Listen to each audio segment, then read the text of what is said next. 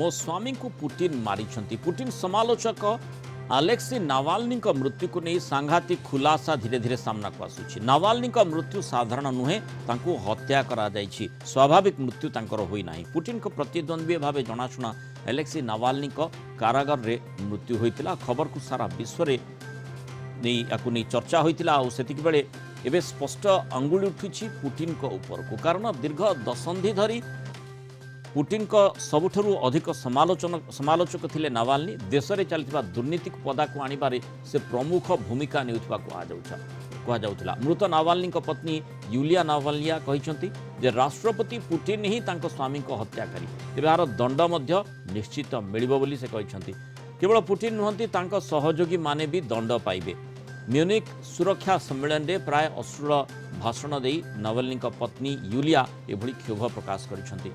या मध्य से कहते जे नावाल्नी मृत्यु खबर केवल सरकारी सूत्रु आसिला। मृत्युर अन्य कौन दिग को नहीं किसी भी स्पष्ट करा जाय नाही, तेणु सरकारी तथ्य और पुटिन कथा को विश्वास करा जाय न पारे। राष्ट्रपति पुटिन और रूस सरकारी व्यवस्था विरोध में एकजुट होगाकू नावाल्नी पत्नी यूलिया निवेदन करिसेंती। अधिक आलोचना करबा आम सहित अंतर्जातीय व्यापार विशेषज्ञ डॉक्टर निहार रंजन दास जोड़ी। डॉक्टर दास स्वागत करबा आलोचना को। जो नावाल्नी को नहीं खूब चर्चा हुए, जहाँ को जेल रे बंद कर दीर्घ वर्ष धरी रखा जाइथिला, पुटिन को आड़ को अंगुली उठिथिला। से जानी जानी तांकू जेतु तांकर समालोचक सेथिपई तांकू से भितर रखा जाइछि, जेल भितर से पार्टी खोली पारिबे नाही। एवं एमिति भी सूचना रहिथिला जे तांकू माने स्लो पॉइजनिंग मध्य करा जाउथिला। आउ जो भली तांकर मृत्यु संपर्क रे खबर आसिला, वर्तमान तांको पत्नी कहउछंती जे तांकू हत्या करा जाइछि एवं पुटिन ही से हत्याकारी। ये कथाटी को किभली भाव देखा जिवो? गोटे राष्ट्र जो राष्ट्रर राष्ट्रपति होउछंती पुटिन। देखो गत 2 दशंधि धरी जदि आपण पुटिन शासन एवं पुटिन व्यक्तित्व विषय आम भल भाव विश्लेषण करबा, आम देखा कि पुटिन किभली भाव देश में एवं जो डिसेंट बा जो असंतोष थाए बा सेकेंड ओपिनियन थाए तांकर समालोचक मान द्वारा हो बा जर्नालीस्ट मान द्वारा से किभली भाव गोटे पर गोटे संदेहजनक भाव मृत्यु मुखरे पड़ा पड़ी गत 2 दशंधि धरी।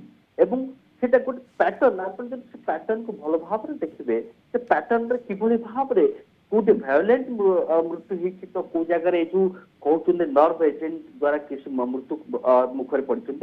सबुठ बड़ कथा हूँ देखते जो साइबेरिया मस्को आसुवा अवस्था जो भली अवस्था अलेक्सी नावाल्नी को 2020 गोटे प्रकार कोमा अवस्था जर्मन को निया जाइथिला एवं से जगार से नूतन जीवन पाई रशिया को साहसिकतार सहित फेरी आसले, कहीं से चाहूले कि जो प्रकार शासन चलती से शासन गोटे प्रकार को चैलेंज करने एवं ता परवर्ती समय गोटे पर गोटे दंड दिया द्वारा 19 वर्ष जो दंड विधान करा जाइथिला।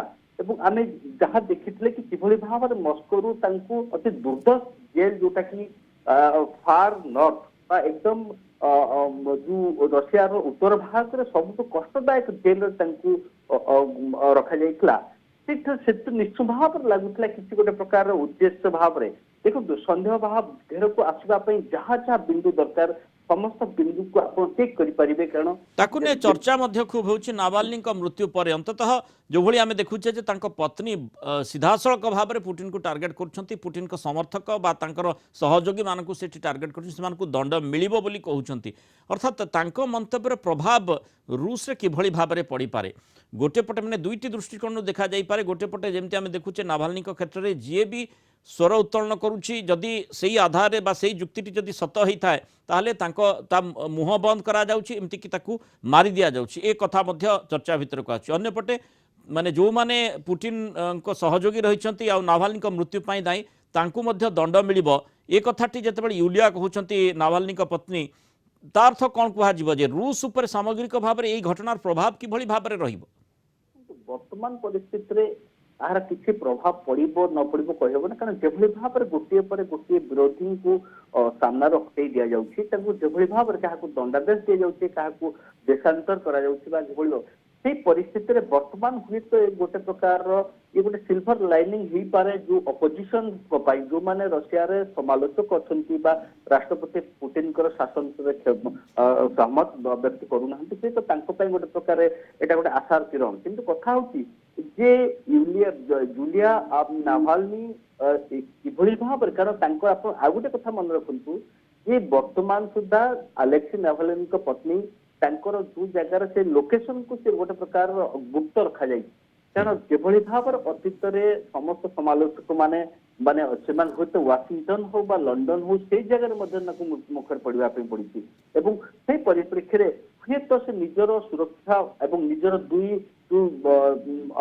ଅଛନ୍ତି ଚିଲଡ୍ରେନ୍ ବା ଯୋଉମାନେ ତାଙ୍କର ପୁଅ ଦୁଇ ଜଣ ଅଛନ୍ତି ତାଙ୍କର ସୁରକ୍ଷା ପାଇଁ ହୁଏତ ସେ ତାଙ୍କର ଗୋପନୀୟ ଭାବରେ ସେ ଯୋଉ ତାଙ୍କ ଲୋକେସନକୁ ରଖିଛନ୍ତି ଯୋଉ ଜାଗାରେ ସେ ବସବାସ अर्थात କରୁଛନ୍ତି तांको क्षेत्र मध्य बोधवे भय आशंका निश्चय रही जो तांकर जो अवस्थिति को गोपनीय रखा जाइठू ही से ए प्रकार मंतव्य देछन देखिबा कथा यार प्रभाव किभली रूस बासी पड़ुछि राजनीतिक दृष्टिकोण मध्य किभली भाव प्रभाव रोज बहुत धन्यवाद डॉक्टर दास आलोचना मत व्यक्त करता।